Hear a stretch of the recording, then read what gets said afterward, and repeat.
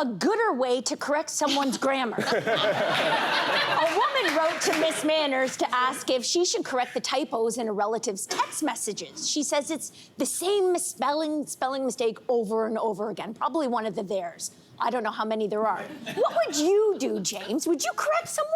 I mean, I generally live by the unsolicited advice. It tends to not be something that should be forthcoming, right? And there's scenarios for it. I mean, my mum is the biggest, like, kind of, stickler for grammar. Like, when you're talking, she'll correct everything. It's I, not me. And, and she's constantly correcting, a different from, different to. But yet, when my mum sends me texts, it's R-U-O-K, see you later. And I don't correct her, obviously, because it's my mum. I mean, I daren't. But I feel like there are scenarios when you should have been obviously in a professional environment. If someone asks for your advice, if you're proofreading a book, obviously, if you're writing a sympathy card and it's the person's name spelled wrong, step in.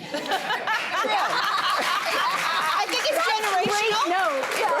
But otherwise, just silently judge would be my advice. Yeah, well, that's what I do. Yeah, this is what I do. I have inherited your mother's gene also through my mother, because anybody who knows my mother and all my aunts, all my titas, when they learned English, it was to the letter of the law. And as an immigrant, they didn't have the luxury to misspell, to do any short forms, because they were up against other people who were native English speakers. So my mother drilled it into me. Right. If I ever, in a text, in anything, misspell something, I will hear about it. And because of that, I now do the very same thing. And I can't help it. I really can't help it. And if anybody ever were to crash into my cousins or my family's group chats, it is the most impeccably written stuff. Oh my gosh. There is nary a spelling error, punctual error, grammatical error.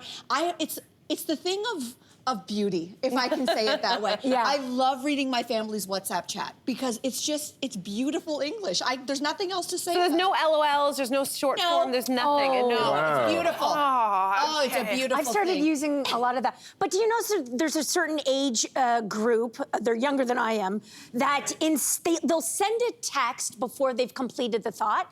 So what happens is you're sitting there at night and your phone ding, ding, ding, ding, ding, it's like, what's happening? Yeah. And it's just like, oh, do you want to go for dinner tomorrow or the next day? And you're just like, just take a second, complete the thought, yeah.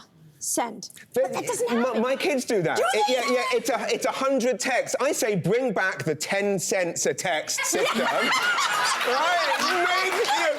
We grew up with we had to pay per text. We made damn sure the entire message was in that block, right? No, as you say, you get 100 messages and you're like, it's literally just him asking me to bring him a bowl of Cheerios. I thought there was a crisis. Oh, God. Bring back the pay tax, that's it.